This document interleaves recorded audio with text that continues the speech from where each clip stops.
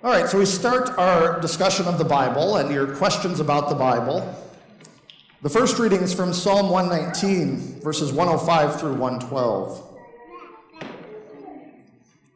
If you look in a Bible, this will have the heading Nun, N-U-N, because in this long poem, it's the longest chapter in the Bible, the 8-line stanzas, every first word begins with the first letter of the Hebrew alphabet, and it goes through the whole alphabet. I don't know how they did that. I don't have a poetry mind. It's phenomenal. Your word is a lamp before my feet and a light for my journey. I have sworn and I fully mean it. I will keep your righteous rules. I have been suffering so much. Lord, make me live again according to your promise. Please, Lord, accept my spontaneous gifts of praise. Teach me your rules. Though my life is in constant danger, I won't forget your instruction. Though the wicked have set a trap for me, I won't stray from your precepts. Your laws are my possession forever, because they are my heart's joy. I have decided to keep your statutes forever, every last one. Then our second reading is from 2 Timothy 3. Yeah, so if you were at Tuesday morning Bible study that I couldn't be at, that Mary did, she gave you 1 Timothy 3, which is totally different and has nothing to do with the Bible. So sorry about that, if you were confused. It happens. We mix it up. So 2 Timothy 3, verses 10 through 17. But you have paid attention to my teachings, conduct, purpose, faithfulness, patience, love, and endurance. You have seen me experience physical abuse and ordeals in places such as Antioch, Iconium, and Lystra. I put up with all sorts of abuse, and the Lord rescued me from it all. In fact, anyone who wants to live a holy life in Jesus will be harassed. But evil people and swindlers will grow even worse, and they will deceive others while being deceived themselves. But you must continue with the things you have learned and found convincing. You know who taught you. Since childhood, you have made known the Holy Scriptures that help you to be wise in the ways that lead to salvation, through faith that is in Christ Jesus.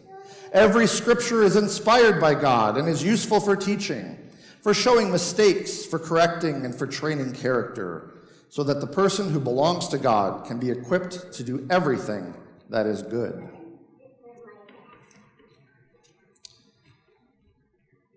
So let's talk a little generalities about the Bible to begin, before we get to the first question. First off, the Bible is not a book. It is a library of books.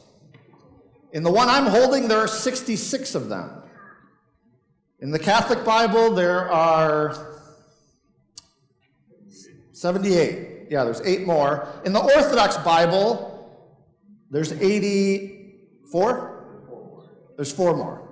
So 82. In the Coptic Orthodox Bible, there's 91 books, which is the oldest version of the Bible. So that's where we start. The Bible's not a book. It's a library of books written over a long period of time, thousands of years, and they started out orally transmitted down generations. So one of my pet peeves, as someone who studies the Bible for a living, is the idea that the Bible is simple, and you pick it up in your private time and read it and apply it to your life, and that's it.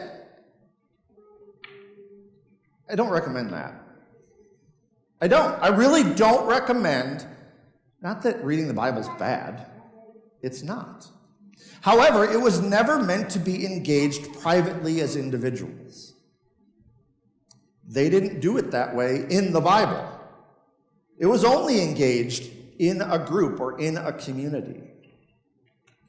In the letters that we have that make up the New Testament, those were spread around and read in the community and discussed in the community, not individually.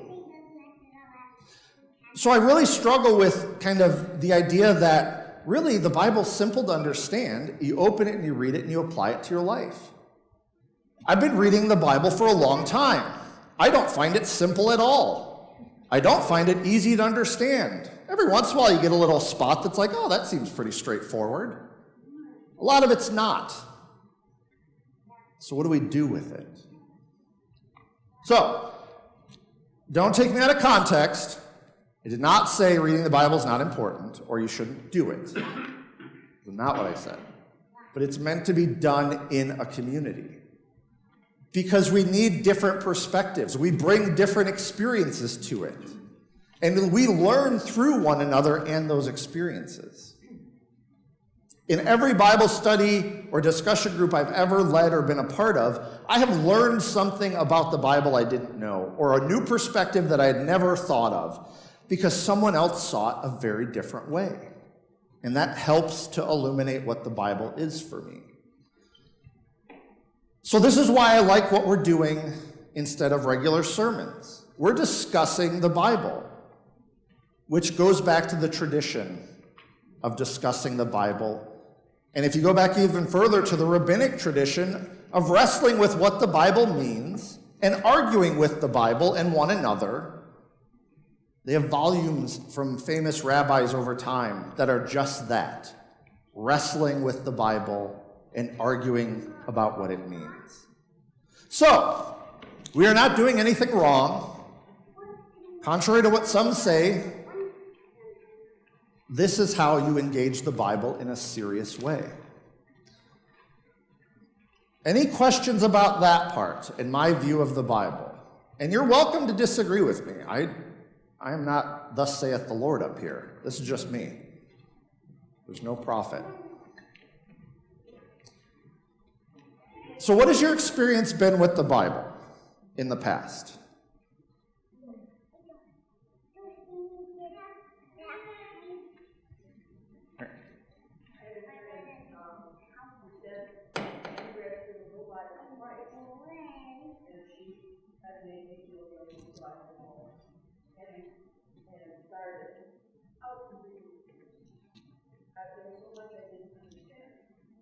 Yeah.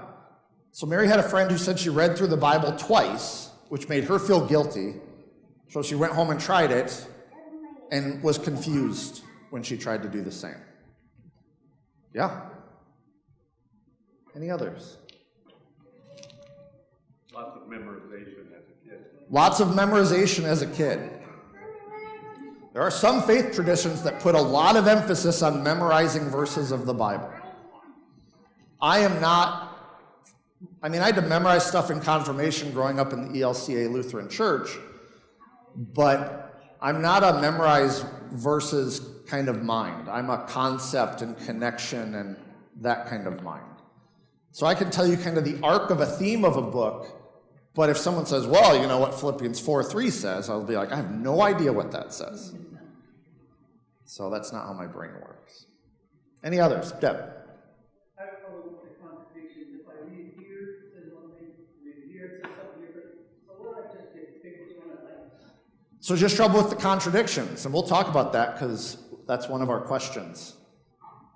Picking and choosing sections of the Bible to fit your own personal need. Yeah, picking and choosing parts of the Bible that fit your own ideology or your needs or agendas. Long history of that. Sure. Yes, and why a person, especially children, to think of the Bible as a positive thing, why do you make it a punishment if they do something wrong and you say, you have to learn 15 Bible verses by heart? And if you talk back up, 20. Right. That So seems to be a contradiction to me. If you want it to be a guiding light, why would you make it a punishment? So if you want kids to love the Bible, why would you make it a punishment that you have to learn certain numbers of verses as punishment for doing something? Yeah. Okay. I haven't grown with what I read and how I read it, but I find that I like to do it with a study type guide that I trust and people that I trust. Sure. And that way I get more out of it. But like Julie was talking about too, as children, one of my favorite memories is of Annie. I said, I want to take a picture of you today. It's so pretty. She said, wait, I need to get my Jesus. And she went and ran and got her children's Bible that we look at, but we didn't read a lot. We just talked about stories. She was probably 2.5, and that is just one of my favorite memories. We need to be open with it and make it fun. So she likes to use a study Bible. So this is a non-study Bible, just thickness reference. I use this when I'm up here. I have an Oxford Study Bible that's about that thick. And it's got notes and articles, and it tries to make connections and clarifications for you. So there are some really good study Bibles that scholars have put together to try and help you engage Scripture. And also she shared that, your granddaughter? My daughter. Your daughter. So as a 2.5-year-old, she wanted to take her picture and said, I need to get my Jesus, and got her kid's Bible. So it was a good thing, a positive thing for her.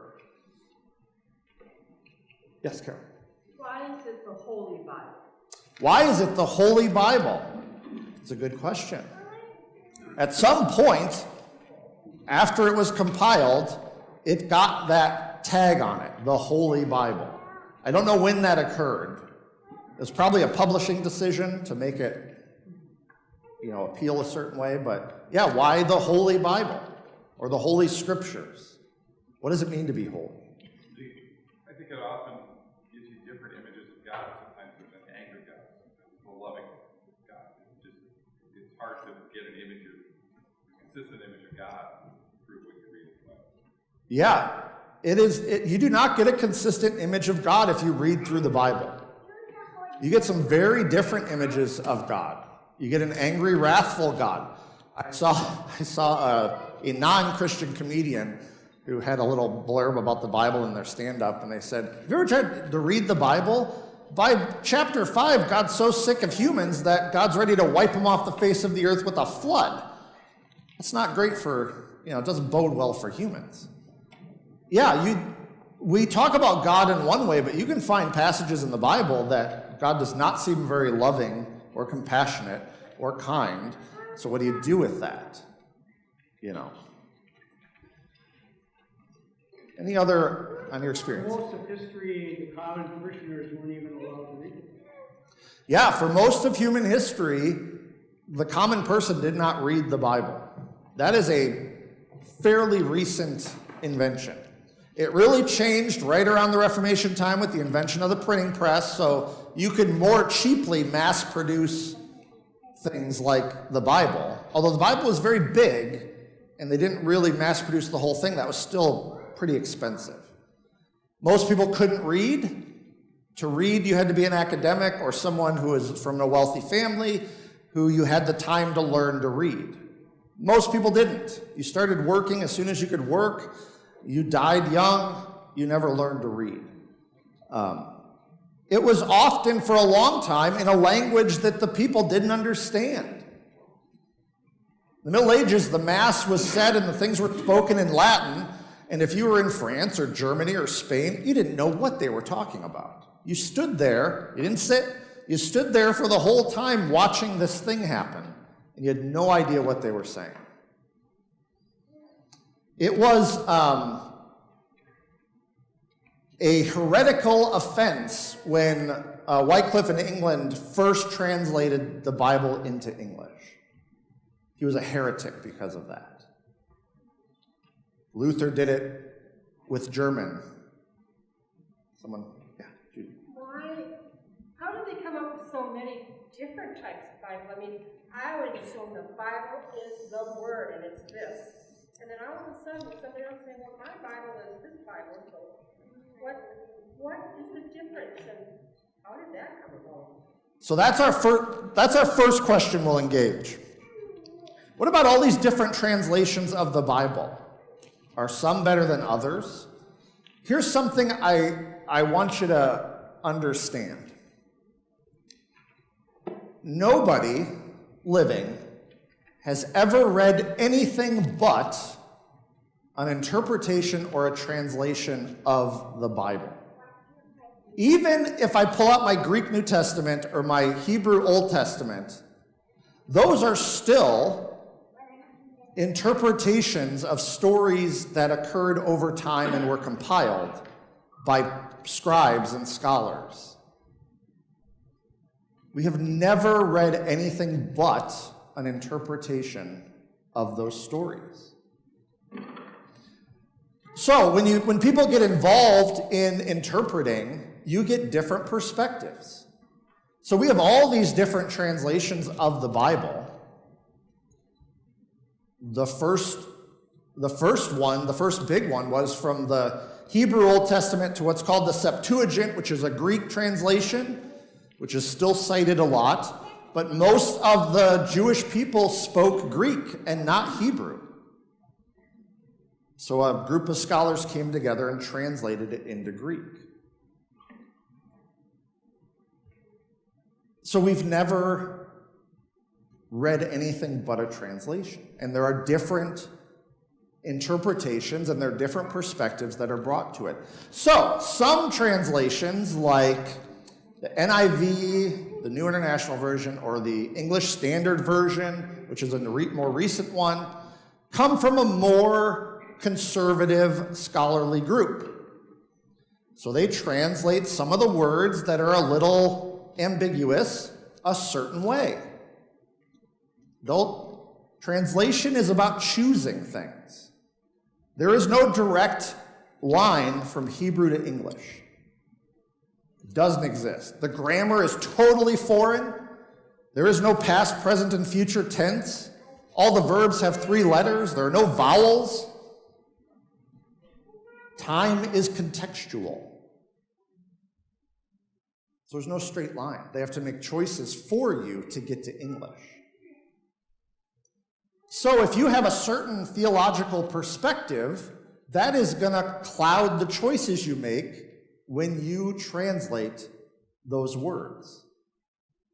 And I don't think it's a conscious choice. I don't think they're setting out and going, all right, here's what we're going to do.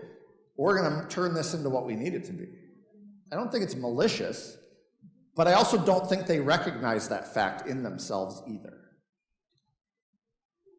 They're making choices for you. There's a documentary coming out that I don't know if it got picked up, but it's called 1946. It's the first time that a certain Greek word was translated homosexual in a Bible translation. Before 1946, it was never translated with that understanding. And there are modern scholars that argue that that was a mistranslation of that word, and it never should have been done. So if that documentary is made available, I hope to watch it here and we can talk about it. But I want you to understand that every time you pick up an English Bible, you're reading somebody else's decisions about what it says. It's just the nature of translation. Has anyone ever taken another language and translated from that to English or English to that? It is not easy, is it? And rarely do things line up directly. I was talking to Arlen the other day, and I said, you know, a pet project of mine has always been, and maybe I'll do it sometime, kind of a one-off class where we look at just how hard it is to translate. We take one sentence of Hebrew and one sentence of Greek, and we work at translating that into English and all of the choices that have to be made for that sentence. And we'll pick easy ones. There are a lot harder ones. Judy. So is there a really original Bible? I mean, the first. Is there anything like that? Nope. Nope. Okay. We only have copies and fragments of copies and fragments. So we might get within a few decades of an original document with fragments they have. There's thousands and thousands of papyrus fragments of Greek and Hebrew text that have been found in the desert in the Middle East. The Dead Sea Scrolls, most famously, those were packed into, pottery jars and survived for a long time. So no, we don't have any original. This is why when the topic of inerrancy comes up, has anyone ever heard that word inerrant or heard the Bible described as inerrant? It's going to be less in this tradition. So there are those who view the Bible literally and argue that the Bible is inerrant, which means it is without error or contradiction in its original form. They'll throw that tag onto it. But they'll argue that it is in the English without realizing it. Here's the problem with the argument for inerrancy. We don't have in its original form. We don't even have close to its original form. So to me, it's an argument that doesn't mean anything because we don't have it. What I have found, most people who hold that view, what they're really arguing is my interpretation of the Bible is inherent and from God. Therefore, you have to believe the Bible as I believe the Bible.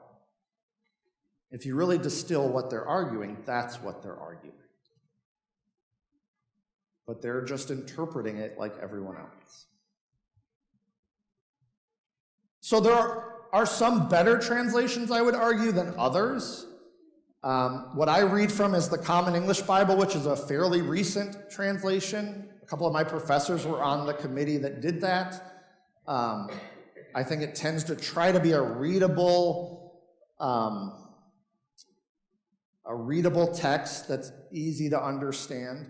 The New Revised Standard Version is an old scholarly version that's been updated several times. That's a little harder to read, but I think tries to stay faithful to what's written. So I tend to point people, the Message, which we use on Wednesdays a lot, is a paraphrase of the Bible. So Eugene Peterson, a pastor and scholar, he translated the whole Bible, but rather than just try to get it word for word, he really tried to get the concepts down. And he wasn't real worried about following word for word. So it's called a paraphrase. It's not a direct translation. And it's got some value because it's very easy to read. But as we learned a couple of weeks ago, he does gloss over some harder points and try to smooth them out. So you gotta kind of go back to a translation for that. Does that answer your question about different versions? That was one of the questions.